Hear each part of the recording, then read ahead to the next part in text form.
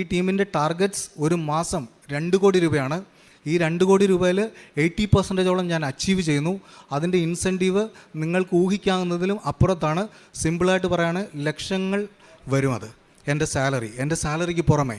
ശരിക്കും പറഞ്ഞു കഴിഞ്ഞാൽ മാതാവ് ചെറിയൊരു ശമ്പളത്തിൽ നിന്ന് എന്നെ ഇത്ര ഉയർത്താന്ന് പറഞ്ഞാൽ എനിക്ക് പോലും വിശ്വസിക്കാൻ പറ്റത്തില്ല. 2023-27-12 ആദ്യമായിട്ട് തീർത്ഥാടന ഉടമ്പടി എടുത്തത്. അതിനു മുമ്പേ തന്നെ ഓൺലൈനായിട്ട് ഉടമ്പടി എടുത്തു. ലൈറ്റ് ക്യാൻഡിൽ പ്രയർ റിക്വസ്റ്റ് ഇട്ടു, ജെറീക്കോ പ്രാർത്ഥന, ഇതൊക്കെയും ഞാൻ 2021 മുതൽ ഞാൻ പാലിച്ചുകൊണ്ട് വന്നിരുന്നതാണ്. പക്ഷേ തീർത്ഥാടന ഉടമ്പടി എടുത്തത് 2023-27-12 ആദ്യത്തെ സാക്ഷ്യം എൻ്റെ ജോലിയിലുള്ള സ്ഥിരതയാണ്. ഞാൻ 6 വർഷമായിട്ട്, ആദ്യം ഞാൻ 3 വർഷം ഒരു കമ്പനിയിൽ തന്നെ ജോലി ചെയ്തു. അവിടെ നിന്ന് കൊറോണ ടൈമിൽ പ്രഗ്നൻസിയുടെ മൂലം എനിക്ക് ജോലി റിസൈൻ ചെയ്തേണ്ടി വന്നു. അതുപോലെ തന്നെ ആ കമ്പനിയിൽ തന്നെ പിന്നെയും എന്നെ മാനേജ്മെൻറ്റ് പിന്നെയും ഹയർ ചെയ്തായിരുന്നു. പക്ഷേ എനിക്കവിടെ പോകാൻ താല്പര്യമില്ലായിരുന്നു. പക്ഷേ മാതാവിൻ്റെ കൃപ കൊണ്ട് അവിടെ തന്നെ ആ മാനേജ്മെൻറ്റിൽ തന്നെ പിന്നെയും പോകാൻ പറ്റി. പക്ഷേ എനിക്ക് അവിടെ മാനേജേഴ്സ് പലവിധമായ തടസ്സങ്ങൾ മൂലം എൻ്റെ പ്രൊമോഷൻസ് ഹോൾഡ് ചെയ്ത് വെച്ചു. എൻ്റെ പലവിധ ഓഫേഴ്സ് അവർ ഹോൾഡ് ചെയ്ത് വെച്ചു.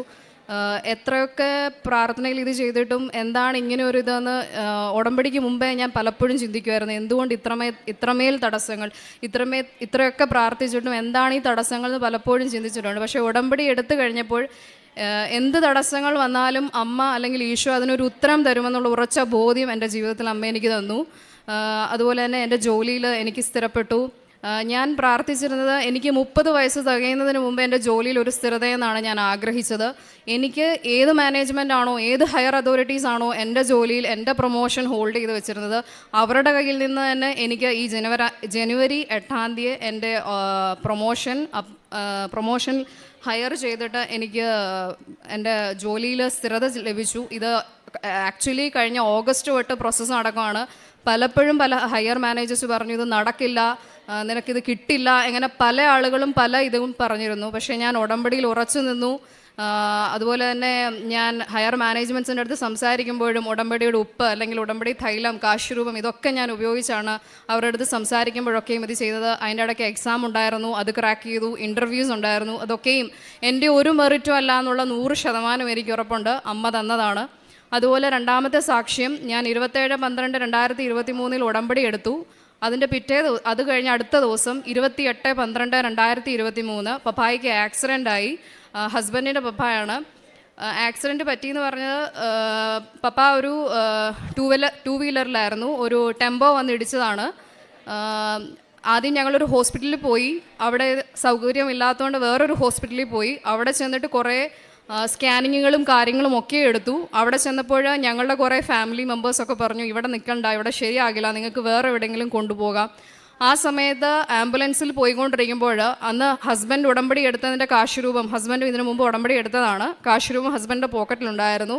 അത് ഞാൻ ഉടമ്പടി ആംബുലൻസിൽ പൊക്കോണ്ടിരുന്നപ്പോൾ തന്നെ ഞാനത് പപ്പായുടെ ദേഹത്ത് വെച്ച് പ്രാർത്ഥിക്കുകയാണ്. പപ്പ വേദന കൊണ്ട് കരയുകയാണ്. എന്താണ് ഇത് ചെയ്യേണ്ടതെന്ന് ഞാനും എൻ്റെ ഹസ്ബൻഡും മമ്മിയും ആംബുലൻസിലുണ്ടായിരുന്നു. എന്ത് ചെയ്യണം, എങ്ങനെ ഇത് ചെയ്യണമെന്നൊന്നും മനസ്സിലാകാത്തൊരു കണ്ടീഷൻ. ഹസ്ബൻഡും മമ്മിയും ഒക്കെയും വളരെ അവരോട് എന്ത് പറഞ്ഞ് സമാധാനിപ്പിക്കണമെന്ന് പോലും അറിയാത്തൊരു സിറ്റുവേഷൻ. ഞാൻ ആ കാശുരൂപം എടുത്ത് പപ്പായുടെ ദേഹത്ത് വെച്ച് പ്രാർത്ഥിച്ചു.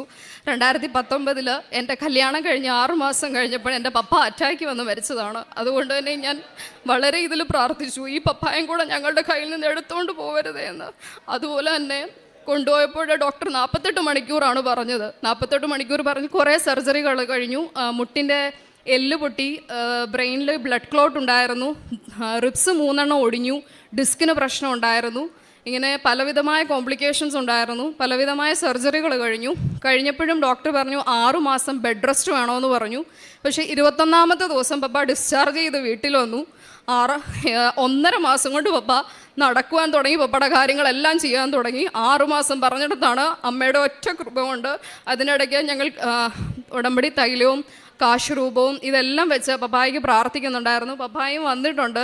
അതുപോലെ തന്നെ വേറെ അനുഗ്രഹങ്ങൾ, ഒന്ന് എൻ്റെ ഹസ്ബൻഡിൻ്റെ ജോലി, അതുപോലെ ഞങ്ങൾക്കൊരു ഭവനം. ഇത് രണ്ടും ഹസ്ബൻഡ് പറയുന്നതായിരിക്കും. ഇത്രയൊക്കെ അനുഗ്രഹങ്ങൾ തന്ന ഈശോയ്ക്കും അമ്മയ്ക്കും കോടാനുകൂടി നന്ദി പറയുന്നു.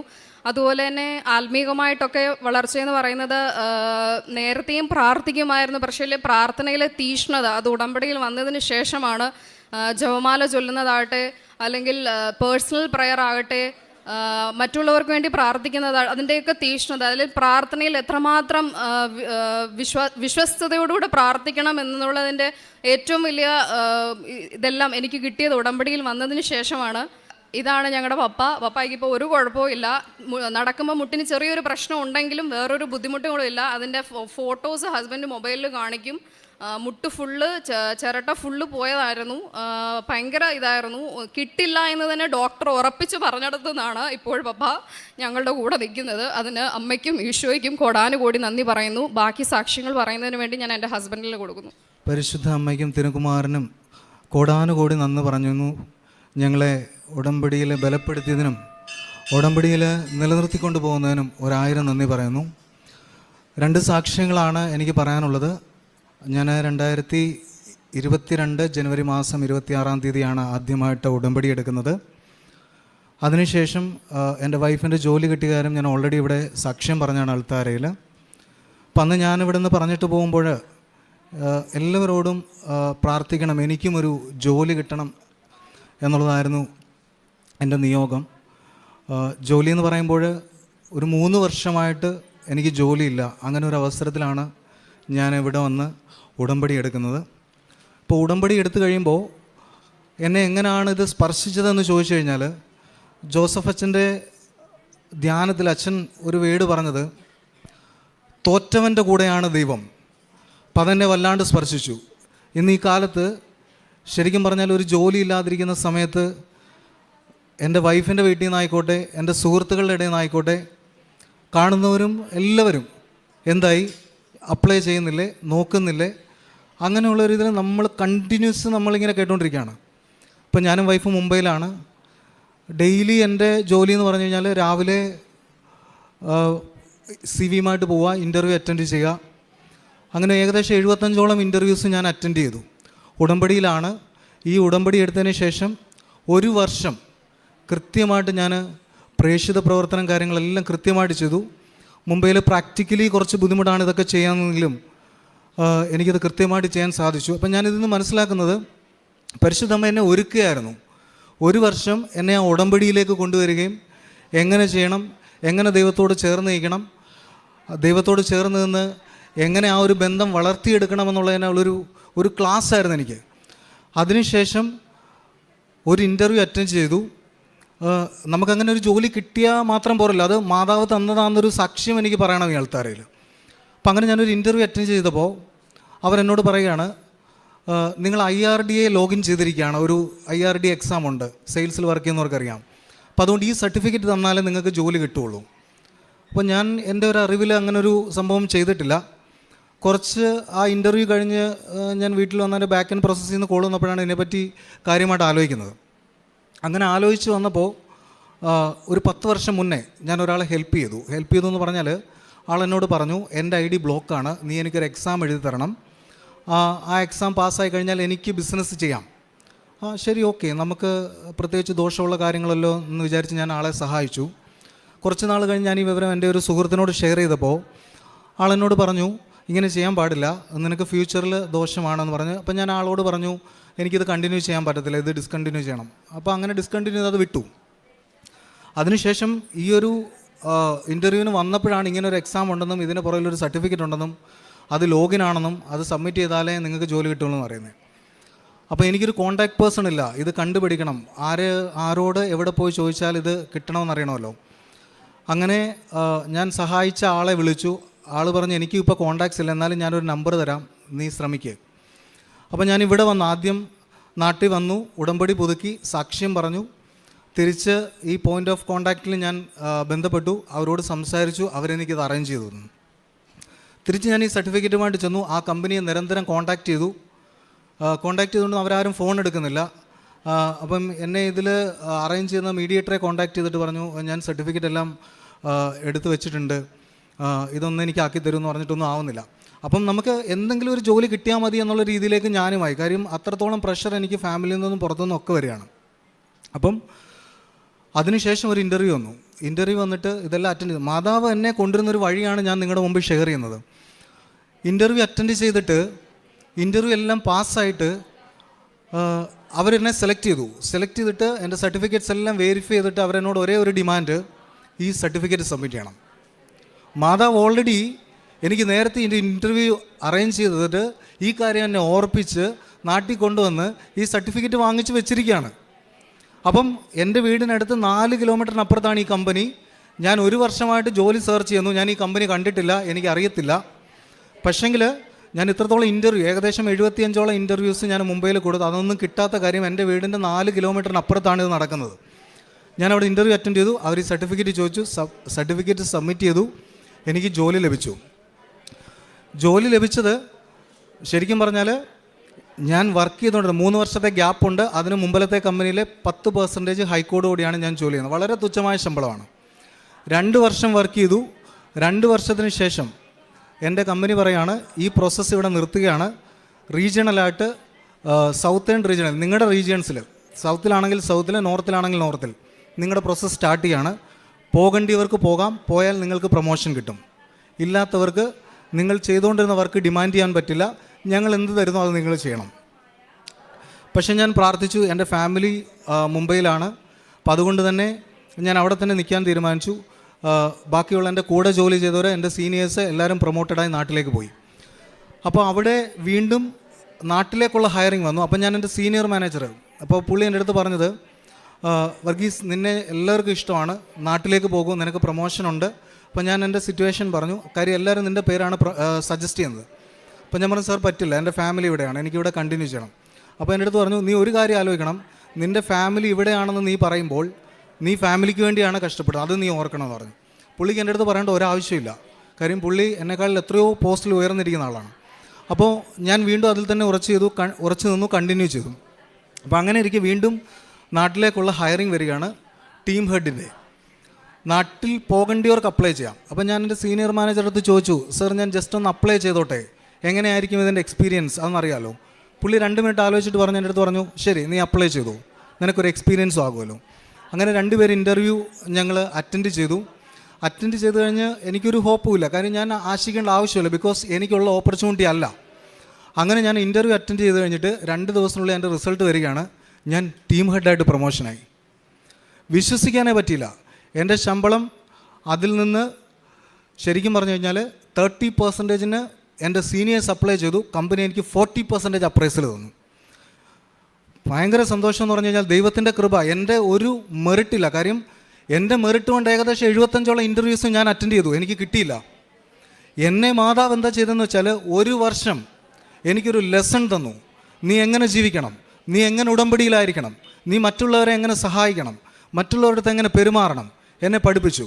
ബേസിക്കലി ഞാനൊരു ഓർത്തഡോക്സ് വിശ്വാസിയാണെങ്കിലും പ്രാർത്ഥനയും കാര്യങ്ങളും എല്ലാം ഉണ്ടെങ്കിലും എങ്ങനെ ബൈബിളിനെ സ്വീകരിക്കണം, എങ്ങനെ വചനം ഗ്രഹിക്കണം എന്നുള്ളത് എനിക്ക് ശരിക്കും പറഞ്ഞു കഴിഞ്ഞാൽ ഉടമ്പടിയിലൂടെയാണ് ഞാൻ പഠിച്ചത്. അപ്പോൾ അതിനുശേഷം ഈ പ്രൊമോഷനായി കഴിഞ്ഞതിന് ശേഷം, പ്രൊമോഷനായിട്ട് നമുക്ക് വലിയ ടീമൊന്നും തരത്തില്ല, നമുക്ക് ചെറിയ ടീംസ്. നിങ്ങൾ പഠിക്കണമല്ലോ ആ പ്രോസസ്സ് എന്താണ്, എങ്ങനെ ഹാൻഡിൽ ചെയ്യണം, അങ്ങനെ പഠിക്കണം. അങ്ങനെ പഠിച്ചാൽ മാത്രമേ നിങ്ങൾക്ക് നല്ലൊരു ടീം തരത്തുള്ളൂ. ആ ടീമിനെ ഹാൻഡിൽ ചെയ്താൽ മാത്രമേ നിങ്ങൾക്ക് മുമ്പോട്ട് ബെനിഫിറ്റ്സ് കിട്ടുള്ളൂ. That means incentives. അപ്പോൾ ഒരു ടീം അലൈൻമെൻറ്റ് വന്നു. ആ ടീം അലൈൻമെൻറ്റിൽ ടോപ്പ് പെർഫോമേഴ്സ് ഉള്ളൊരു ടീം. അപ്പോൾ അത് ഹാൻഡിൽ ചെയ്തുകൊണ്ടിരുന്ന ആൾ പ്രൊമോട്ടഡായി. ആ പ്രൊമോട്ടഡ് ആകുന്ന AM അസിസ്റ്റൻറ്റ് മാനേജറായിട്ട് പ്രൊമോട്ടഡായി. ആ ആളാണ് ഡിസൈഡ് ചെയ്യുന്നത് ഇനി എൻ്റെ കാര്യം. അപ്പോൾ എനിക്കൊരു ചെറിയ ടീം തന്നു. അപ്പോൾ ഞാൻ ആളുടെ അടുത്ത് പറഞ്ഞു, എനിക്ക് ഈ കിട്ടിയിരിക്കുന്ന പ്രോസസ്സ് കന്നഡയാണ്, എനിക്കറിയില്ല, ഇത് ഈ ഒരു ടീം തരികയാണെങ്കിൽ ഞാൻ ഹാൻഡിൽ ചെയ്യാം. കാര്യം എനിക്കങ്ങനെ ചോദിക്കാനുള്ള റൈറ്റ്സ് ഇല്ല, ബിക്കോസ് ഞാൻ ജസ്റ്റ് പ്രൊമോട്ടഡാണ്. അപ്പോൾ ഞാൻ ആളുടെ അടുത്ത് പോയിട്ട് ഈ കാര്യം പറഞ്ഞപ്പോൾ ആൾ 2 സെക്കൻഡ് എടുത്തുള്ളൂ, ഒന്ന് ആലോചിച്ചിട്ട് പറഞ്ഞു, നീ ഹാൻഡിൽ ചെയ്തോളൂ. കഴിഞ്ഞ 6 മാസമായിട്ട് ഞാൻ ഈ ഹാൻഡിൽ ചെയ്യുന്നു ഈ ടീം. ഈ ടീമിൻ്റെ ടാർഗറ്റ്സ് ഒരു മാസം 2 കോടി രൂപയാണ്. ഈ 2 കോടി രൂപയിൽ 80%ഓളം ഞാൻ അച്ചീവ് ചെയ്യുന്നു.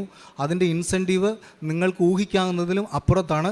സിമ്പിളായിട്ട് പറയാണ്, ലക്ഷങ്ങൾ വരും. അത് എൻ്റെ സാലറിക്ക് പുറമെ. ശരിക്കും പറഞ്ഞു കഴിഞ്ഞാൽ മാതാവ് ചെറിയൊരു ശമ്പളത്തിൽ നിന്ന് എന്നെ ഇത്ര ഉയർത്താമെന്ന് പറഞ്ഞാൽ എനിക്ക് പോലും വിശ്വസിക്കാൻ പറ്റത്തില്ല. അതുകൊണ്ട് ഇന്നും അതേ ഞാൻ ഉടമ്പടി എടുത്ത ആ വീര്യത്തോടും ആർജവത്തോടും ഞാൻ ഈ ഉടമ്പടിയിൽ കണ്ടിന്യൂ ചെയ്തു പോകുന്നു. എന്നും ഈ ഉടമ്പടിയിൽ ജീവിക്കുമെന്ന് ഞാൻ സാക്ഷ്യപ്പെടുത്തുകയും ചെയ്യുന്നു. 2ാമത്തെ അനുഗ്രഹമെന്ന് പറയുന്നത്, 2ാമത്തെ നിയോഗം നമുക്കൊരു ജോലി കിട്ടുമ്പോൾ അതിൻ്റെ ഒരു എസെൻഷ്യൽ നീഡാണ് നമുക്കൊരു ഭവനം വേണമെന്നുള്ളത്. ഓക്കെ, ഭവനം വേണമെന്നുള്ളപ്പോൾ പലപ്പോഴും സാലറീഡ് പേഴ്സൺ ആകുമ്പോൾ നമുക്കതിന് ചില കാൽക്കുലേഷൻസ് ഉണ്ട്. കാൽക്കുലേഷൻസ് എന്ന് പറഞ്ഞു കഴിഞ്ഞാൽ നമ്മുടെ നോർമലായിട്ടുള്ള ചിലവുകൾ നടക്കണം. അതിനും അപ്പുറത്തേക്ക് നമ്മുടെ വീടിന് ലോൺ എടുക്കുകയാണെങ്കിൽ അതിൻ്റെ EMI അടഞ്ഞു പോകണം. അതിനൊരു ശമ്പളമാകുന്നതിന് മുമ്പേ ഒരു മിനിമം ശമ്പളത്തിൽ നിന്ന് തന്നെ മാതാവായിട്ടായിരിക്കാം എൻ്റെ വൈഫ് എന്നോട് ചെറിയൊരു ആഗ്രഹം പറഞ്ഞു, ഇങ്ങനെ നമുക്കൊരു വീട് നോക്കണം, അത് ഉടമ്പടിയിൽ വെക്കണം.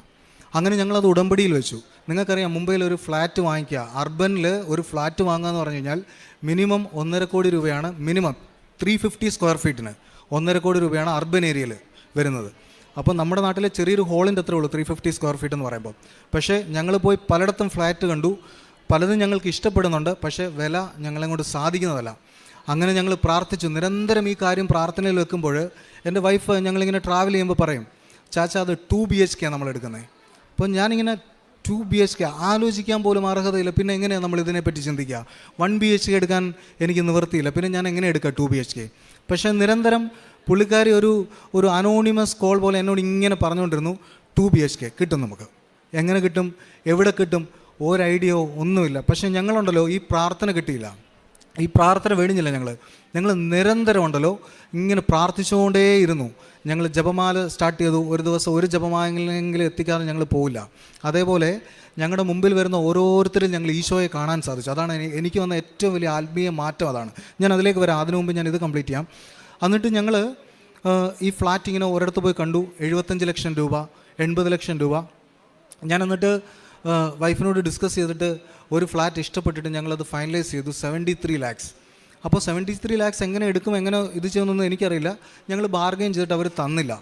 എനിക്ക് വളരെയേറെ ഇഷ്ടപ്പെട്ടൊരു സംഭവമാണ്, തന്നില്ല. അപ്പം ഞാൻ അങ്ങനെ വൈഫിനോട് പറഞ്ഞു, നമ്മൾ ഇത്രയേറെ നാളായിട്ട് നോക്കുകയാണ്, നമുക്കപ്പോൾ ദൈവം ഒരുക്കുന്നതല്ലായിരിക്കാം, നമുക്ക് നാട്ടിലെവിടെയെങ്കിലും നോക്കാം. അങ്ങനെ പറഞ്ഞിട്ട് ഇനി ഇതിനെപ്പറ്റി നമ്മൾ ഡിസ്കസ് ചെയ്യില്ല. നമ്മൾ ഉടമ്പടിയുമായിട്ട് മുമ്പോട്ട് പോകുന്നു, നമ്മുടെ ജോലിയുമായിട്ട് മുമ്പോട്ട് പോകുന്നു, നമ്മൾ വാടകയ്ക്ക് താമസിക്കുന്നില്ല. അങ്ങനെ നമുക്കിതും വെച്ച് മുമ്പോട്ട് പോകാം എന്ന് പറയും. ദൈവം ഒരുക്കുന്നതാണെങ്കിൽ ഒരുക്കട്ടെ, അങ്ങനെ പറഞ്ഞിട്ട് ഞങ്ങളിത് മുമ്പോട്ട് കാണാം. അപ്പോൾ ഒരു ദിവസം എൻ്റെ ജോലിയിൽ എനിക്ക് നല്ല തിരക്കാണ്, പഴയ പോലെയല്ല, റെസ്പോൺസിബിലിറ്റി അധികമാണ്. ഞാൻ കയറുന്ന സമയത്തിനൊന്നുമല്ല ഇറങ്ങുന്നത്. 12 മണിക്കൂർ 13 മണിക്കൂറൊക്കെ എൻ്റെ ഷിഫ്റ്റ്. അപ്പോൾ ഒരു ദിവസം ഒരു രാത്രിയിൽ 9 മണിയായപ്പോൾ എന്നോട് വൈഫ് വിളിച്ചിട്ട് പറയാണ്, ചാച്ച ചെറിയൊരു ഫ്ലാറ്റ് ഉണ്ട്, 2 BHK ആണ്, ജസ്റ്റ് ഒന്ന് വന്ന് കാണാം. അപ്പോൾ ഞാൻ പറഞ്ഞു, എന്തിനാണ്, എനിക്ക് താല്പര്യമില്ല, നിങ്ങൾ പോകുന്നത് കാണുന്നെങ്കിൽ കണ്ടോളൂ. ഇവർ പോയി കണ്ടിട്ട് എന്നോട് പറയാണ്, നമ്മൾ ഫ്ലാറ്റ് എടുക്കുന്നില്ല, ജസ്റ്റ് വന്ന് കാണൂ. ഞാൻ പോയി കണ്ടു, എനിക്ക് ഇഷ്ടപ്പെട്ടു. അപ്പോൾ അവിടെ വെച്ച് ആ ഏജൻറ്റ് പറയുകയാണ്, നിങ്ങൾക്ക് വീട് ഇഷ്ടപ്പെട്ടെങ്കിൽ നമുക്ക് മുമ്പോട്ട് പ്രൊസീഡ് ചെയ്യാം. എങ്ങനെ ചെയ്യും? 1 രൂപ പോലും എടുക്കാൻ അല്ലെങ്കിൽ ഇത് ആഗ്രഹിക്കാൻ സാധിക്കാത്തവൻ എങ്ങനെ ചെയ്യും?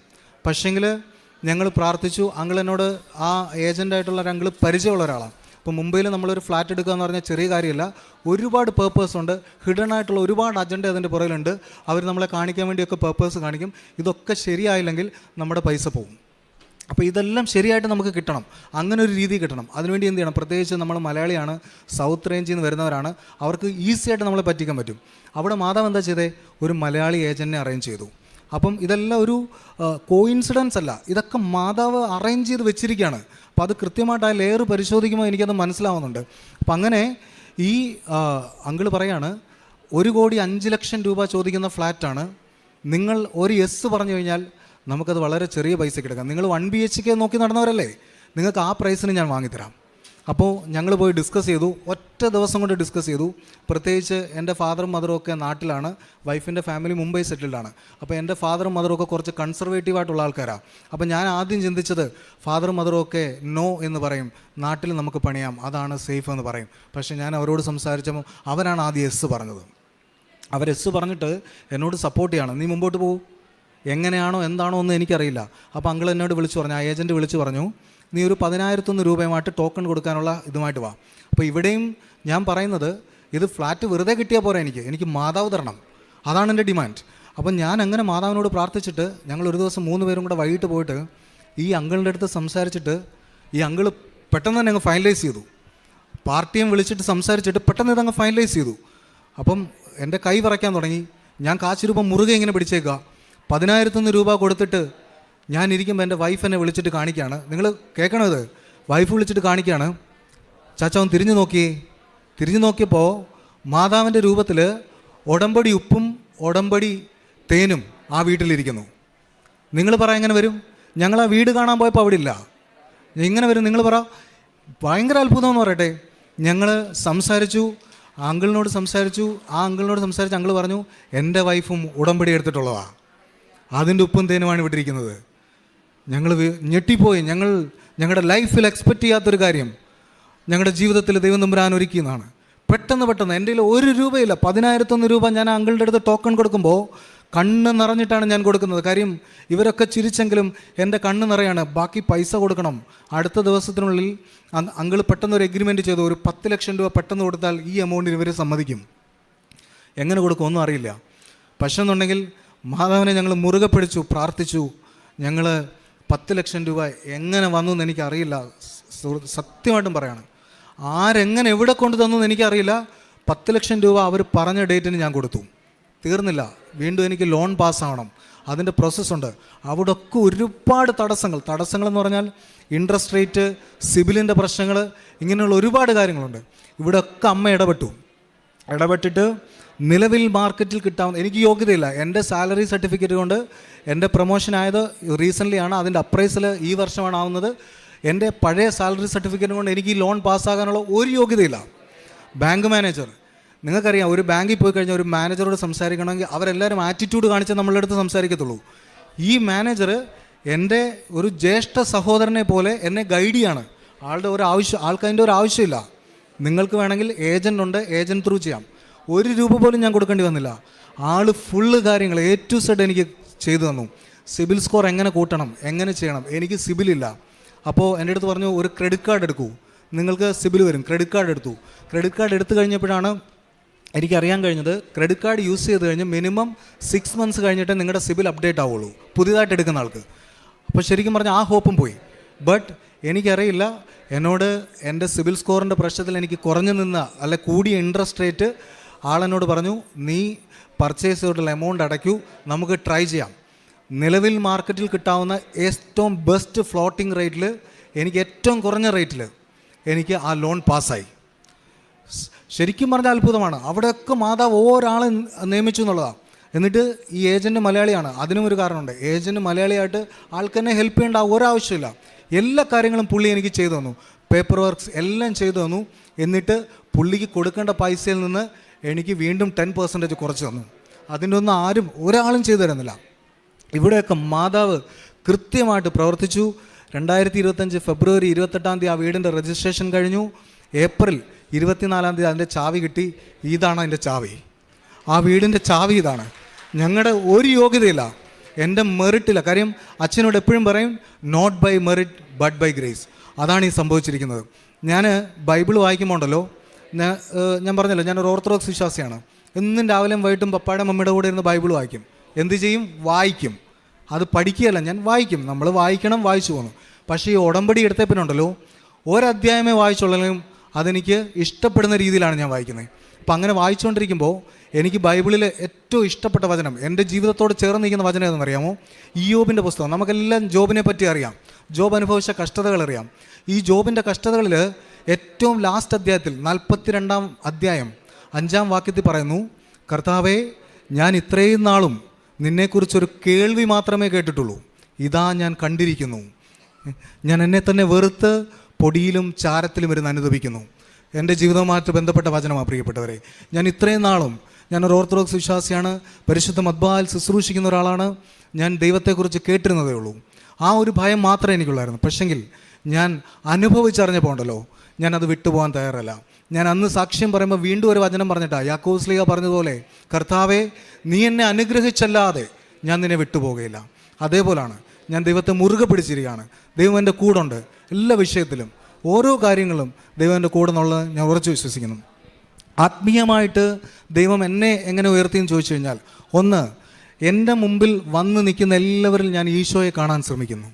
എൻ്റെ മുമ്പിൽ കൈ നീട്ടുന്ന ഒരാൾക്ക് എനിക്ക് എത്ര കൊടുക്കാൻ പറ്റുമോ അത്രയും ഞാൻ കൊടുക്കാൻ തയ്യാറാണ്. 2, എൻ്റെ സഹോദരങ്ങളോടൊക്കെ ഞാൻ അനുകമ്പ കാണിക്കാൻ തുടങ്ങി. 3-ാമത്തെ കാര്യം എന്ന് പറയുക, എൻ്റെ ഈഗോ ഞാൻ മാറ്റി വെച്ചു. എനിക്കിപ്പോൾ എല്ലാവരോടും സ്നേഹമാണ്. സന്തോഷത്തിലും സമാധാനത്തിലും ഒക്കെ പെരുമാറാൻ ഞാൻ പഠിക്കുകയാണ്. വചനത്തോട് ചേർന്ന് നിന്നുകൊണ്ട്, ദൈവത്തോട് ചേർന്ന് നിന്നുകൊണ്ട്, പരിശുദ്ധ അമ്മയോട് ചേർന്ന് നിന്നുകൊണ്ട് ജീവിക്കാൻ ഞാൻ അന്നും ഇന്നും എപ്പോഴും ഉടമ്പടി എടുത്തത് പിന്നെ എനിക്ക് സാധിക്കുന്നുണ്ട്. കാര്യം ഇത്രയേറെ അനുഗ്രഹങ്ങൾ ചൊരിഞ്ഞു തന്ന പരിശുദ്ധ അമ്മയ്ക്കും തിരുക്കുമാരനും 1000 നന്ദി ഞാൻ പറയുന്നു. ഇനിയും ഞാൻ ഉടമ്പടി കണ്ടിന്യൂ ചെയ്യും, ഇനിയും ഞാൻ സാക്ഷ്യം പറയും. ദൈവം നിങ്ങളെയും ഓരോരുത്തരെ അനുഗ്രഹിക്കാൻ ഞാൻ ഉറച്ചു വിശ്വസിക്കുന്നു.